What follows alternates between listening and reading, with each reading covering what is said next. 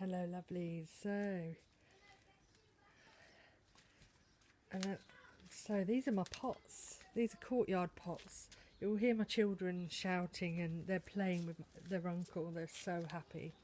So happy. So just ignore their screaming and shouting. This is yellow courgette, if you couldn't guess. It is so productive and such a small plant compared to the one in the greenhouse. And I planted it in this 30-litre bucket and it's doing really well. We've already had a courgette off it. And these are carrots that I'd sown in there, forgotten about, and then put this plant in. So you can see, yeah, they're living in harmony together. This is, I've just put this in here. This is a purple Brussels. These are carrots here that I've tried to be a bit more strategic about planting.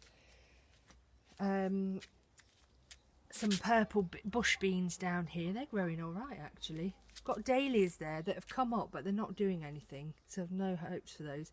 These are ranunculus that have gone over. Again, not done too well because of this compost. It's just absolutely rubbish, but I won't make that mistake again. I've already talked about these in another video, but look, these are my strawberries. Can you see me? Sorry, I can't see. I hope you can see me. These are my strawberries that I planted up, and I'm going to put them in these pots and make large planters. So that's a job I've got to do, get these strawberry planters made. These are my other Romano Peppers, and look, they're doing all right out here. They're starting to grow. And this is a terrible pot. It's a tiny pot. I put a bit of foam at the bottom, which is recycled from packaging. It's like I can't describe it. I'll show you in another video, but it's a bit of recycled stuff I've put in the bottom there. Rubbish soil. It's basically topsoil, and I've added some bloodfish and bone to it, and I wasn't sure anything was going to happen, and these have looked really touch and go for ages. And look, you can see they were like that when I first put them out. They turned their leaves over, but they've just kind of got on with things. And there's lots of flowers on them, and they're all starting to come out with. So I've got 2 peppers on there, and I've got lots of flowers on there, and they're slowly starting to come out. And they're actually doing, in these pots, they're doing better than the ones in my bed over there, which is really strange. And I think it might have something to do with sunlight, because they've been shaded for a while with these sunflowers and all the other lush growth that was in there. So I think it might have been a shading problem. But this one's doing well as well. Look, look how many flowers are coming out. These I topped and they've come out beautifully, so it's definitely the way forward. And that's coming out now. And these are my chives. It's the first time growing chives, and I love them so much. I'm going to dot them everywhere. I'm going to do more and put them on the plot next year. But they're doing really well. They're ready for a harvest actually. I'm not going to wait for the flowers. I can't remember what this is. It's some kind of amaranth, I think. It's not edible, this one. Or it's grown as a flower anyway. It might possibly be edible, but it wasn't grown that way. That's a courgette that I've transplanted from over there.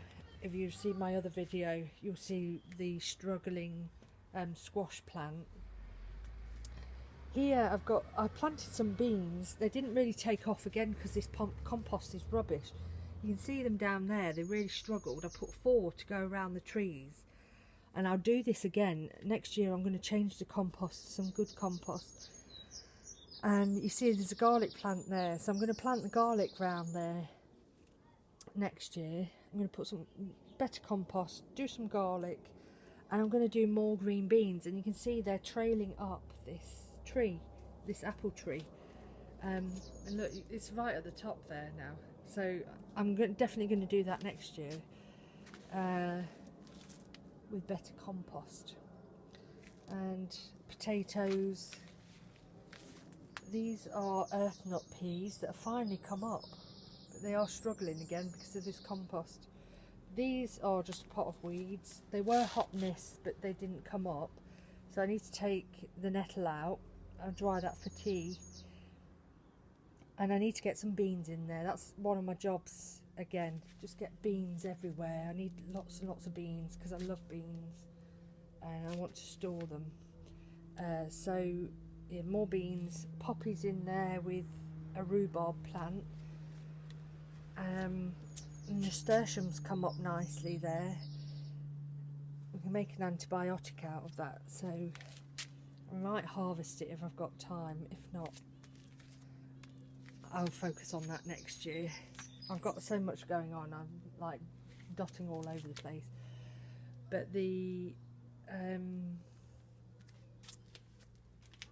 tomatoes are growing really nicely in here, so they're going all over the place. I think these ones are Romano, and these ones are the beefsteak, super steak tomatoes. And I'm really worried actually, because the bees, I've seen literally a handful, if that, of bees in my garden, which is really, really unusual. So I've had to pollinate a lot of things myself, and with these, all I've done, because I've got the male and female parts in these tomato flowers, I've just squeezed them. I know some people do toothbrushes. I've been shaking them as well, but I've just come to gently fondling them. I'm the tomato fondler. But I've just done that, and they've, just give them a gentle tinkle, and here they are. And then this is my shady experiment. So again, this wall is shady, and this gets dappled